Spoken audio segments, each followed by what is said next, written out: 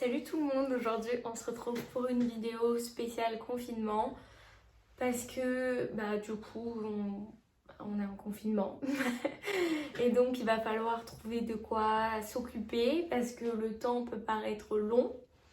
Du coup je reviens avec des idées de livres que vous pouvez lire pendant le confinement.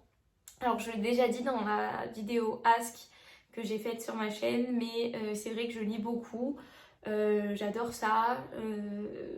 Ça me permet de prendre du temps pour moi. Souvent, je lis avant de dormir, ça me calme, je m'éloigne un peu des écrans de téléphone, du réseau, tout ça.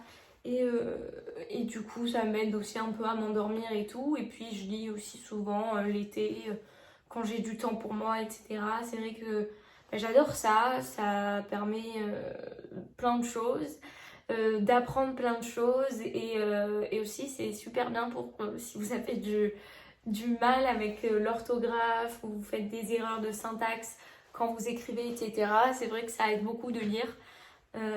Donc voilà. Alors sans plus tarder, je vais commencer. D'abord, vous allez voir, de toute façon, je lis pas beaucoup de romans. J'aime pas trop ça, tout ce qui est roman policier et tout. Je vous avoue que je suis pas fan. J'en lis, je vais vous en présenter un, mais c'est rare. Donc voilà, sans plus tarder, on va commencer avec la suite de la vidéo.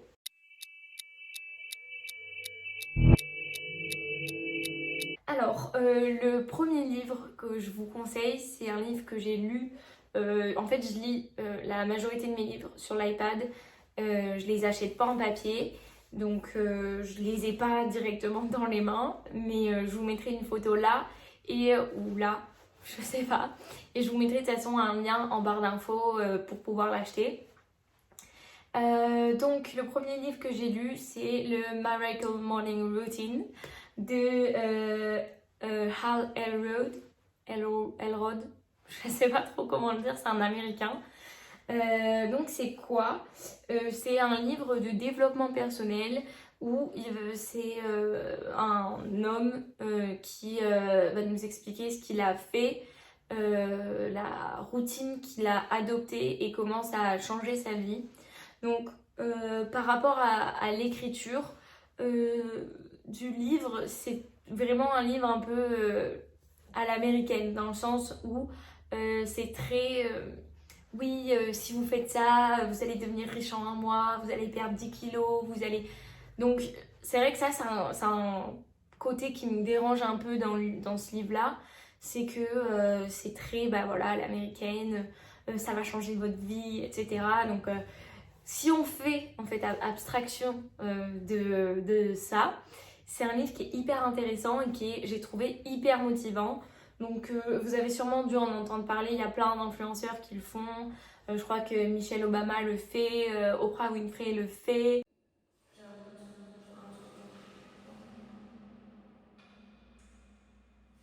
Enfin, il y a plein de stars qui ont adopté en fait cette routine matinale.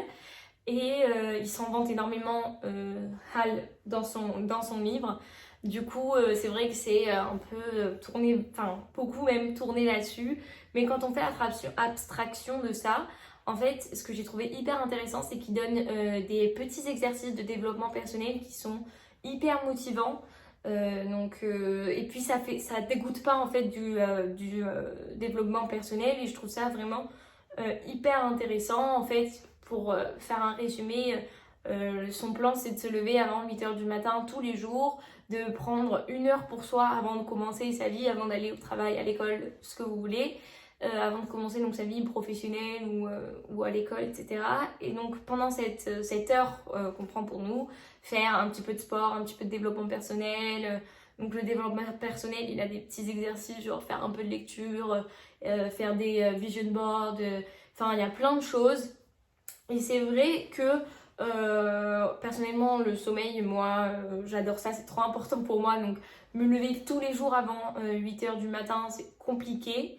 Mais pour ce qui est du reste et du contenu en fait de ce qu'il propose, c'est hyper intéressant et c'est motivant pour avoir une organisation productive, pour être très organisé dans notre travail, savoir séparer le travail du divertissement, etc. Donc ce livre est franchement motivant, même s'il y a des choses à prendre et des choses à laisser, forcément. Ensuite, je vais vous parler du livre Le Fasting de J.B. Rive. Donc c'est un français. C'est un livre sur le jeûne intermittent. Donc qu'est-ce que c'est que le jeûne intermittent? C'est en fait le principe de jeûner pendant plusieurs heures d'affilée. Donc celui que J.B. Rive explique dans son livre, c'est de jeûner de 21h le soir jusqu'à 13h ou 14h l'après-midi. Ce qui fait qu'en fait, en gros, on saute le petit déjeuner et du coup, ça nous fait jeûner donc toute cette période-là. Et c'est un livre qui est hyper intéressant dans le sens où il explique tout ce qu'il dit par des faits scientifiques. Et ce qui, en fait, ça nous fait comprendre plein de choses de notre organisme et de comment on fonctionne, comment on brûle nos calories, comment notre énergie est dépensée dans la journée, etc. Il nous explique plein de choses qui sont hyper intéressantes sur nous, sur notre organisme, notre fonctionnement interne, sur l'horloge interne aussi, il en parle. Et effectivement, c'est hyper intéressant. Alors moi, ça m'a donné envie en fait de commencer le jeûne intermittent, donc j'ai commencé. Pour l'instant, je vais pas vous en parler parce que ça fait pas très longtemps que je le fais, ça doit faire 3 semaines. Donc, j'ai pas assez d'expérience encore pour vous en parler vraiment. Mais dès que je pourrai vous en parler, que je pense que j'aurai acquis plus de connaissances là-dessus, je ferai une vidéo parce que c'est vraiment hyper intéressant. Je dis hyper intéressant, je ne sais pas combien de fois dans cette vidéo, mais c'est vrai que c'est passionnant en fait. J'arrivais pas à m'arrêter de lire, quoi. C'était vraiment trop cool. Donc je vous conseille aussi ce livre et bien sûr je vous mettrai un lien dans la barre d'infos. Je l'ai lu aussi sur l'iPad donc je ne l'ai pas papier, mais voilà. Ensuite, un autre livre dont je voulais vous parler, c'est le livre qui s'appelle Le Consentement, écrit par Vanessa Springora. Encore une fois, ce n'est pas un roman. C'est un livre où l'auteur retrace l'abus sexuel sur mineur qu'elle a vécu. En étant très jeune avec un romancier, il me semble, hyper connu à l'époque. Et en fait, c'est un livre du chemin de l'acceptation, du fait de sa reconstruction personnelle, etc. Et c'est intéressant, c'est, je trouve, juste super bien écrit. J'ai vraiment adoré ce livre et contrairement à ce qu'on peut croire, c'est pas un livre destiné aux filles, même si on me l'a beaucoup dit, mais pas du tout. C'est vraiment un garçon peut lire ce livre, c'est hyper intéressant et donc c'est horrible, c'est un sujet qui est horrible et les mots sont crus. Dans ce livre, elle prend pas de pincettes, elle explique les choses très clairement. C'est un peu perturbant au début. Donc pendant tout le livre, elle raconte ce chemin incroyable de l'acceptation et de la cicatrisation de cette plaie, etc. Et c'est vraiment un super livre. J'ai adoré le lire plutôt. Il a eu le Grand Prix des lectrices du magazine Elle. Donc voilà. Franchement, je vous le recommande à 1000%. C'est un super livre. Ensuite, dans la même catégorie, j'ai lu le livre Zone Grise. Alors en fait, ça parle ça parle d'abus sexuels aussi. En fait, quand on lit un livre sur l'iPad, on a les livres similaires ou lus aussi par machin. Et du coup, on m'a conseillé ce livre qui s'appelle Zone Grise, qui est sorti hyper récemment. Je crois qu'il est sorti en septembre ou en octobre 2020. Donc il est très récent. Et donc ce livre, il est écrit par Loulou Robert, qui est une mannequin.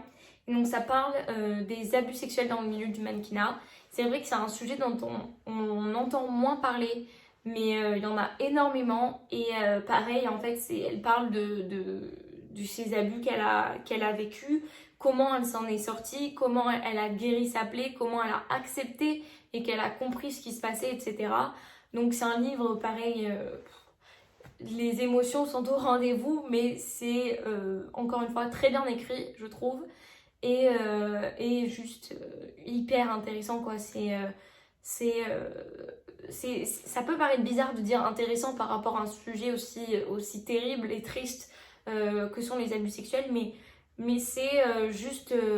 Enfin, j'arrivais pas à m'arrêter de lire. En fait, son courage, et aux deux, hein, à Vanessa Springora aussi, mais leur courage pour faire face à ça, leur détermination, enfin, tout, en fait, le chemin de la guérison de ces horreurs est intéressant et ça nous en apprend beaucoup sur ce sujet, en fait.